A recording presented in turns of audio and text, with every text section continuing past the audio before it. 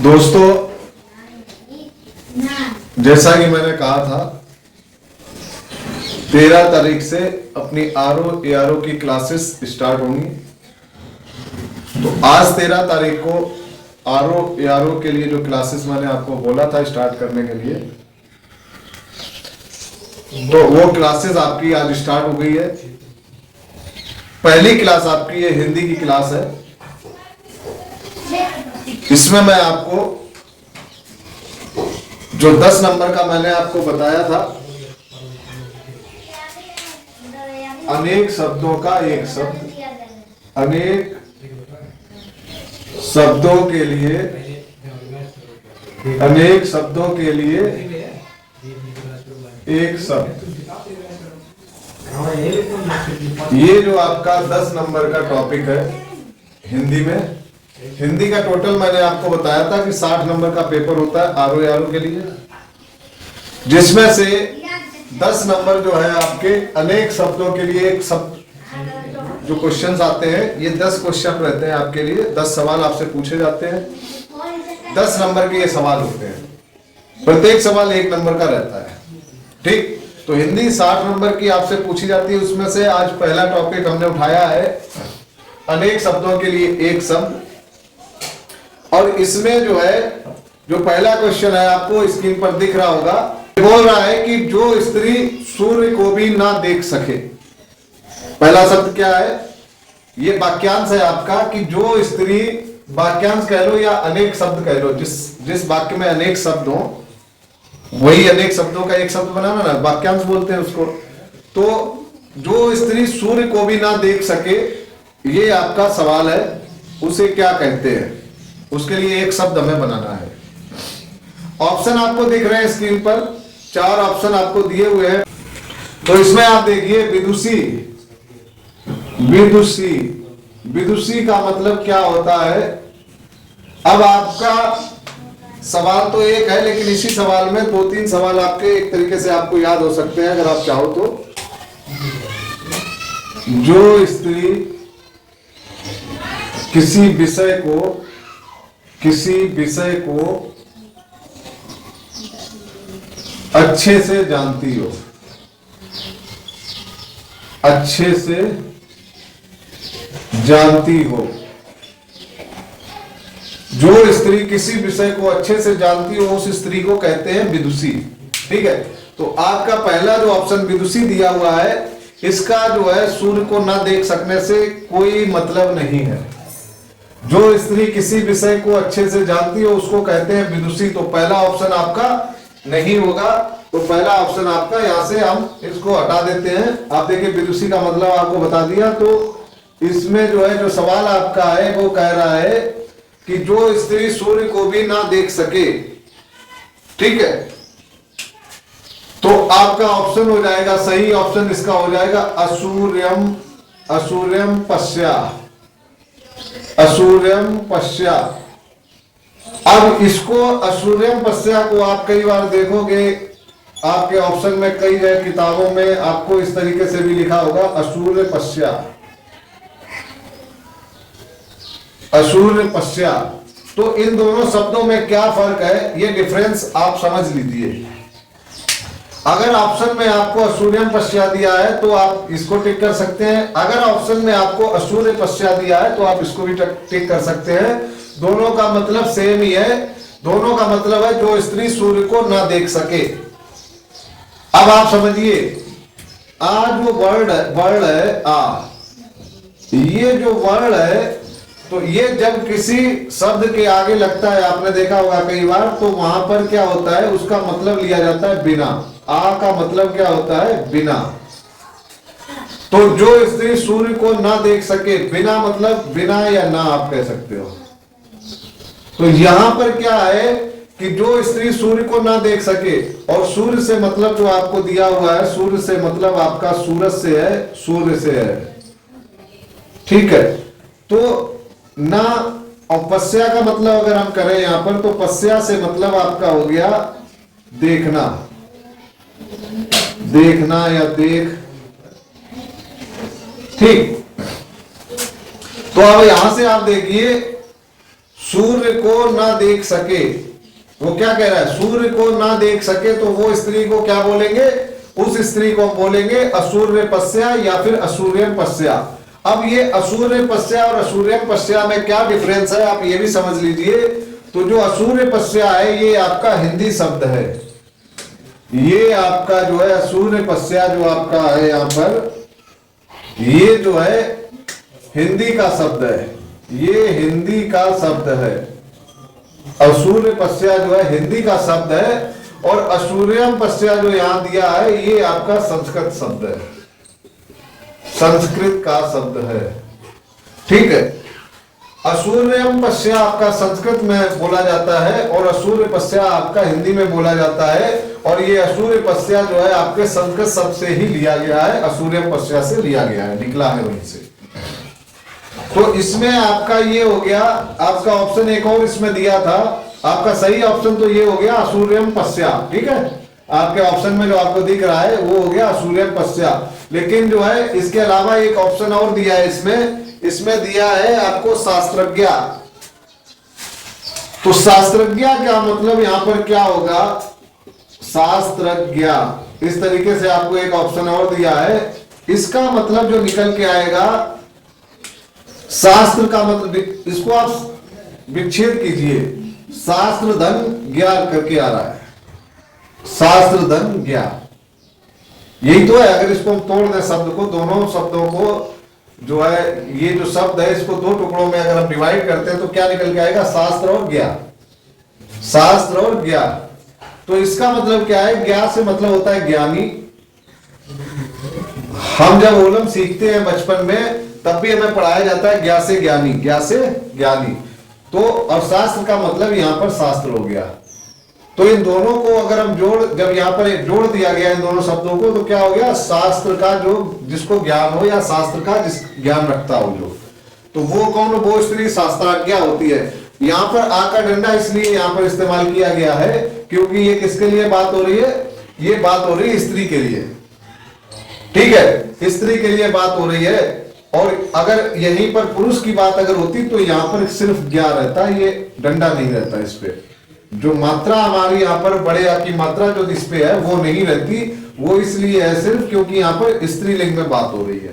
ठीक है, अगर शास्त्रज्ञ कहता हो, शास्त्रज्ञ का मतलब हो जाता वो आदमी, वो व्यक्ति जिसको शास्त्र का ज्ञान हो, और शास्त्राज्ञा का मतलब हो गया वह स्त्री जिसको शास्त्र का ज्ञान हो। ठीक, शास्त्राज्ञा का मतलब हो गया।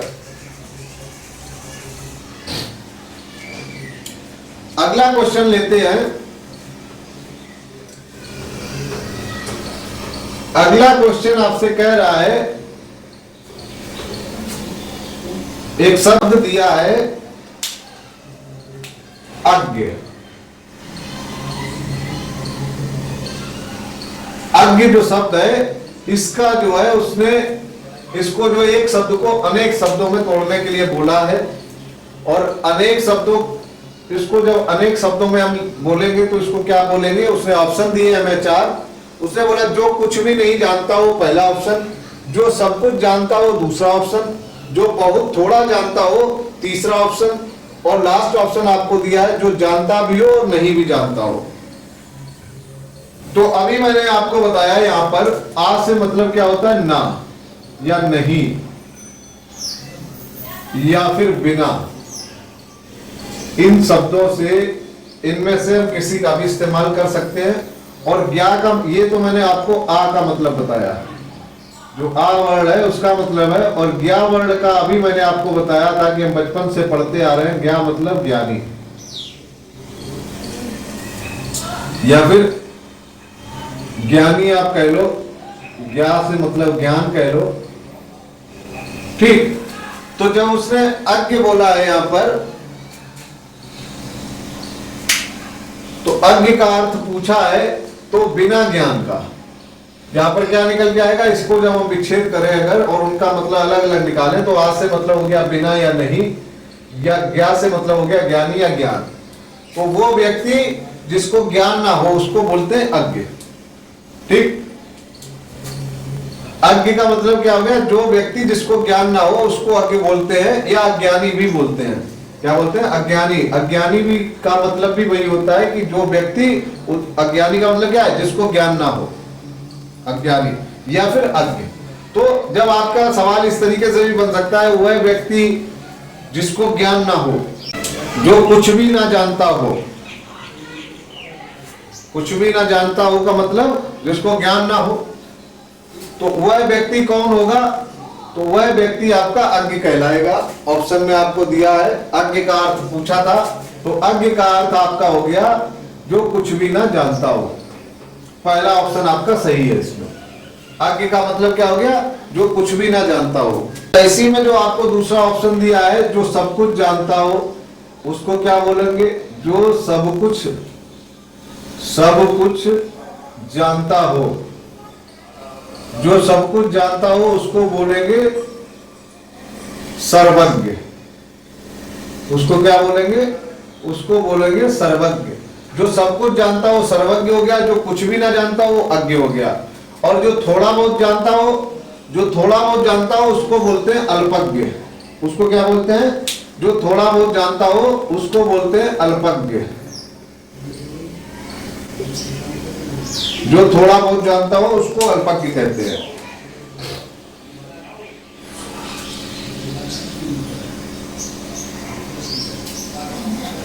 तो यहां पर क्लियर हुआ आपका दूसरा सवाल।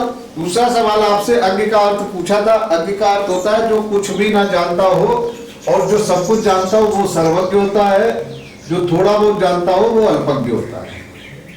ठीक, आपके दो सवाल हुए। तीसरा सवाल कह रहा है अपने सहारे पर रहने वाला। अपने सहारे पर रहने वाले को क्या बोलते हैं? ऑप्शन आपको दिया, स्वावलंबी, आत्मनिर्भरी, इसके साथ साथ आपको दिया है बलिष्ठ और आत्मविश्वासी। ठीक है, क्या क्या दिए हैं सब? स्वावलंबी, आत्मनिर्भरी, बलिष्ठ और इसके साथ साथ एक शब्द आपको और दिया है, आत्मविश्वासी। तो आत्मविश्वासी का मतलब होता है जिसको खुद पर विश्वास हो। खुद पर आत्मविश्वासी मतलब खुद पर विश्वास करने वाला या खुद पर विश्वास रखने वाला होता है आत्मविश्वासी। खुद पर विश्वास रखने वाला, खुद पर विश्वास करने वाले को क्या कहते हैं? आत्मविश्वासी। खुद पर विश्वास करने वाला हो गया आत्मविश्वासी। आत्मनिर्भरी किसको कहते हैं? आत्मनिर्भरी। आत्मनिर्भरी जो कहते हैं वो हम कहते हैं खुद पर निर्भर रहने वाला। खुद पर निर्भर रहने वाला होता है आत्मनिर्भरी। खुद पर निर्भर रहने वाला, खुद पर निर्भर रहने वाले को क्या कहते हैं? आत्मनिर्भरी। और हमारा सवाल क्या हमसे पूछ रहा है? सवाल कह रहा है अपने सहारे पर रहने वाला। अपने सहारे पर रहने वाला, अपने सहारे पर रहने वाला। तो अपने सहारे पर रहने वाले को बोलते हैं स्वावलंबी। स्वावलंबी। अपने सहारे पर रहने वाले को क्या बोलते हैं? स्वावलंबी। ठीक है, स्वावलंबी बोलते हैं अपने सहारे पर रहने वाले को। ऑप्शन इसमें और दिया है बलिष्ठ। तो बलिष्ठ का मतलब क्या हुआ यहां पर? बलिष्ठ का मतलब आपको समझ में आ रहा होगा। बल से मतलब बलिष्ठ। तो बलिष्ठ का मतलब हो गया अधिक बलवान। बलिष्ठ बोलते ना वो आदमी बहुत बलिष्ठ है, यानी कि वो आदमी बहुत बलवान है, अधिक बलवान। बलिष्ठ का मतलब क्या हो गया? अधिक बलवान। ये हो गया आपका बलिष्ठ हो गया। और आपका जो आंसर इसका जो सही जो ऑप्शन आपका है वो है स्वावलंबी। ठीक, आपके सवाल का आंसर। अगला देख लेते हैं। अगला इसने बोला है कि अप्रमेय किस वाक्यांश के लिए एक शब्द है? अप्रमेय किस वाक्यांश के लिए एक शब्द है? दोस्तों यहां पर मैं हिंदी में जो भी सवाल आपके सामने लेकर आ रहा हूं, ये यूपीएससी और आरो यारो में पूछे हुए सवाल है। तो हमारा जो क्वेश्चन अब कह रहा है, सवाल हमारा जो है वो है अप्रमेय। अप्रमेय, हमें एक शब्द दिया है अप्रमेय और इसका मतलब पूछा है। मतलब होता है जो तौला या नापा ना जा सके, जो तौला या नापा ना जा सके, ठीक। और इसी का दूसरा मतलब भी होता है जो प्रमाण से सिद्ध ना हो सके, जो प्रमाण से सिद्ध ना हो सके, ठीक है। तो यहां पर आपके जो दो ऑप्शन दिए, जो तौला या नापा ना जा सके और जो प्रमाण से सिद्ध ना हो सके, दोनों ऑप्शन आपके सही होंगे। तो ए और सी ऑप्शन आपका सही होगा। विजय प्राप्त करने की इच्छा रखने वाला, आपको क्या कह रहा है? विजय प्राप्त करने की इच्छा रखने वाला जिगीषु, इसके लिए जो शब्द का प्रयोग होगा वो होगा जिगीषु। विजय की इच्छा रखने वाला या विजय प्राप्त करने की इच्छा रखने वाले को क्या बोलते हैं? जिगीषु बोलते हैं, ठीक है। जिगीषु आपका ऑप्शन इसमें सही हो जाएगा। और जो अगला ऑप्शन इसमें दिया है उसका क्या मतलब है? एक ऑप्शन आपको दिया है इसमें विजित, तो विदित का मतलब यहां पर क्या हो जाएगा? विदित का मतलब क्या होता है? जो जीत लिया गया हो। जिज्ञासु का मतलब क्या होता है? जिसको जानने की इच्छा रखने वाला। जिज्ञासु मतलब जानने की इच्छा जिसको हो, ठीक है। और क्या ऑप्शन है आपका? एक ऑप्शन और है विजेता, जिसने जीत लिया हो, जो जीत चुका हो, जीत लिया हो, उसको बोलते हैं विजेता। और जीतने की या विजय प्राप्त करने की इच्छा रखने वाले को हम क्या बोलते हैं? जिगीषु। जो जिसको जीत लिया गया हो, जो आदमी को जीत लिया गया हो, मतलब दो आदमी है, उसमें से जिसने जीता है वो तो विजेता हो गया, और जो हार गया मतलब उस बंदे ने इस बंदे को हराया, वो एक विजेता हो गया। दूसरा कौन हो गया? विजेता। और दूसरा कौन सा हो गया? एक विजेता हो गया, दूसरा हो गया विजित। तो जिसने जीत लिया हो वो विजेता, जिसको जीता गया हो वो विजित, ठीक।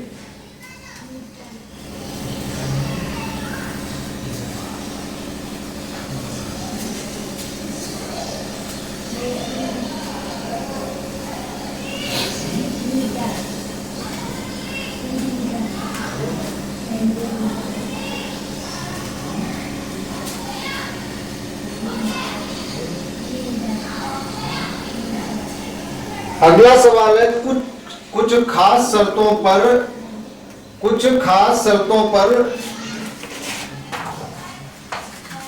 अगला क्या है कि कुछ खास शर्तों पर किसी कार्य को करने के समझौता जो होता है उसको क्या बोलते हैं? तो कुछ खास शर्तों पर किसी कार्य को करने का जो समझौता होता है उसको बोलते हैं संविदा। आप सभी ने सुना होगा कि सरकार जो है किसी न किसी फील्ड में संविदा पर जो है व्यक्तियों को रखती है। जैसे कि अभी ग्राम पंचायत सहायक जो भर्ती निकली थी आज से 2 साल पहले, उसमें जो है ग्राम पंचायत सहायक की भर्ती थी, जो उसमें वो सारे व्यक्तियों को किस तरीके से गवर्नमेंट ने रखा हुआ है, वो सब संविदा पर रखे हुए हैं। उससे पहले या अभी भी चल रहा है कि रोडवेज बस में ड्राइवर और कंडक्टर भी, सारे नहीं लेकिन कुछ को जो है कैसे रखती है गवर्नमेंट? संविदा पर रखती है। और संविदा का मतलब क्या है कि कुछ खास शर्तें, जो गवर्नमेंट की शर्तें होती है, उन शर्तों पर कार्य करने का जो समझौता रहता है उसी को बोलते हैं संविदा, ठीक है। कुछ खास शर्तों पर किसी कार्य को करने का जो समझौता होता है उसको संविदा बोलते हैं। और अगला सवाल है जिसकी पहले से कोई आशा ना हो, जिसकी पहले से कोई आशा ना हो, उस शब्द को, उसके लिए एक शब्द हमारा रहता है अप्रत्याशित। जिसकी आशा ना हो, अप्रत्याशित। क्या बोलेंगे? जिसकी पहले से कोई आशा ना हो, उसके लिए एक शब्द जब पूछ रहा है तो वो होता है अप्रत्याशित। और इसमें दूसरा ऑप्शन दिया है आशातीत। आशातीत का मतलब होता है आशा से अधिक। आशातीत। आशातीत का मतलब क्या हो जाएगा? आशा से अधिक, आशा से अधिक, ये आपका हो गया आशातीत। और ऑप्शन आपका क्या दिया है? आशाजनक। आशाजनक, तो आशाजनक आपका हो गया, आशाजनक का मतलब आपका हो गया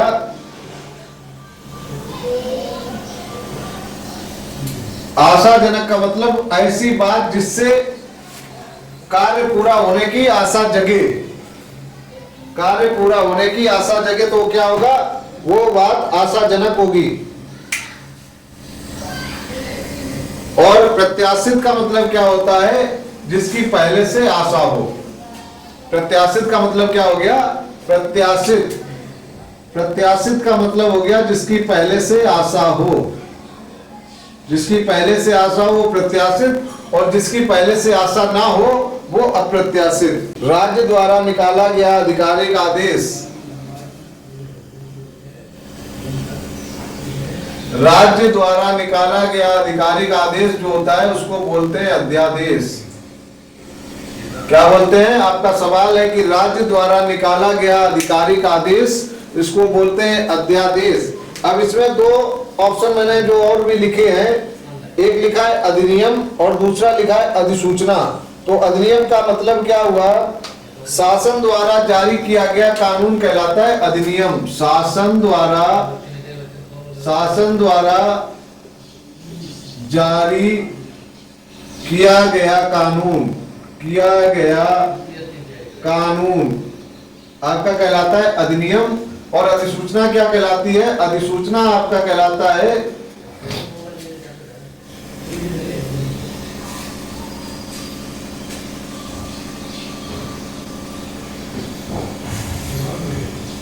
अधिसूचना कहलाता है राजपत्र में प्रकाशित, राजपत्र में प्रकाशित, प्रकाशित आधिकारिक सूचना, राजपत्र में प्रकाशित आधिकारिक सूचना आपकी कहलाती है। इसके लिए एक शब्द जब बनाएंगे तो बनेगा अधिसूचना। राजपत्र में प्रकाशित आधिकारिक सूचना क्या कहलाएगी? अधिसूचना। शासन द्वारा जारी किया गया कानून क्या कहलाएगा? अधिनियम। और राज्य द्वारा जारी आधिकारिक आदेश क्या कहलाएगा? अध्यादेश। ठीक है, तो ये तीनों ऑप्शन आपके हो गए। सवाल क्या कह रहा है? वह स्त्री जिसका पति परदेश गया हो,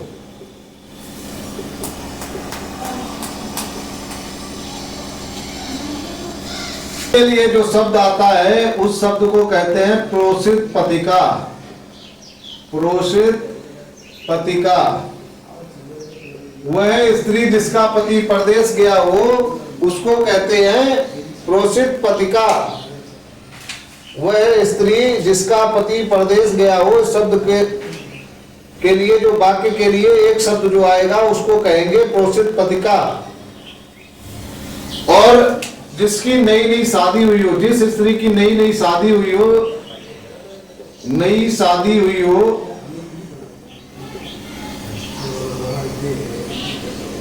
जिस स्त्री की नई शादी हुई हो उस स्त्री को क्या कहते हैं? नबोड़ा। उस स्त्री को क्या कहते हैं? नबोड़ा। ठीक है, इसके अलावा आपको ऑप्शन दिया है, इधर ऑप्शन देख लीजिए, इसमें और भी दिया है।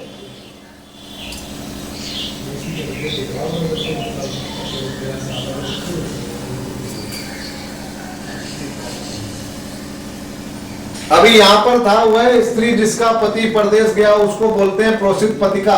अब इसी में आप देखिए, जिस स्त्री का पति परदेश से लौटा हो, जिस स्त्री का पति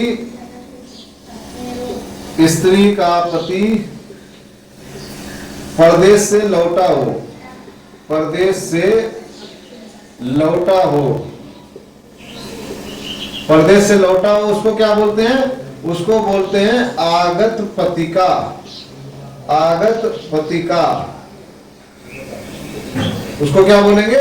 आगत पतिका। ठीक है, आज के लिए इतना ही। अगली क्लास अगले दिन लेकर आपके पास आएंगे। 13 तारीख की आज की क्लास हो गई, 14 तारीख को क्लास आएगी आपकी। आप लोग जो है हमारी क्लास को देखिए। स्पेशल जो है मैं यहाँ पर जो क्लासेस चलाऊंगा आपका जीएस की और हिंदी की, जो कि आरओ यारो बेस्ड होंगी केवल।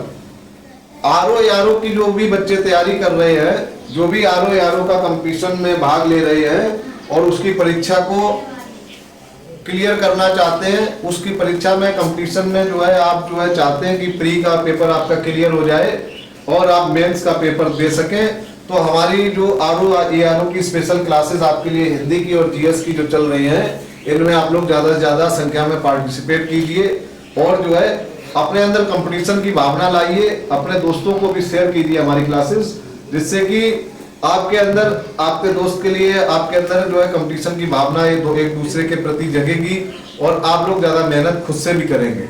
यहाँ पर क्या है, मैं आपको वो चीजें लेकर आ रहा हूँ जो अभी तक परीक्षाओं में पूछी जा चुकी हैं। यूपीएससी में या फिर आरओ में आपसे जो सवाल पूछे गए हैं हिंदी के स्पेशल, और वही हिंदी के सवाल मैं यहाँ पर आपके सामने लेकर ढूंढ के खोज के लेकर आ रहा हूँ। तो ये जितने ही सवाल थे बहुत इंपॉर्टेंट सवाल है आपके लिए। इसमें जो ऑप्शन आपको दिए हुए थे उन ऑप्शंस का मतलब भी मैंने आपको, उनका भी अनेक शब्द क्या बनेगा, जैसे आपको यहाँ नगोड़ा का मैंने बताया, इसका आगत पतिका का बताया। ये आपके ऑप्शन में 4 ऑप्शन जो दिए होते हैं उनमें से जो भी ऑप्शन मुझे लगता है कि इंपॉर्टेंट है उसको मैं आपको यहाँ पर बता देता हूँ।